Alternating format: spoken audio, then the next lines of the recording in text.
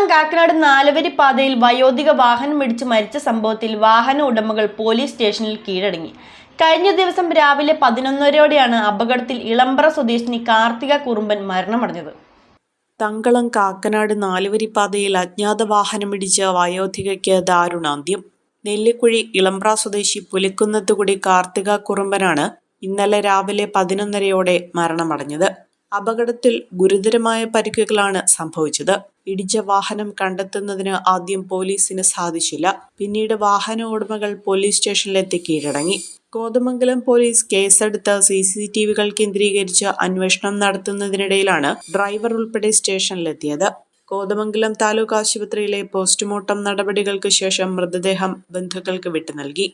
അഹല്യയിലെ വിദഗ്ധരായ ഡോക്ടർമാരുടെ ചികിത്സ കൊണ്ട് എനിക്ക് എന്റെ കാഴ്ചശക്തി പൂർണ്ണമായും തിരിച്ചു കിട്ടി. ഇപ്പൊ എനിക്ക് ഈസിയായി വായിക്കാം.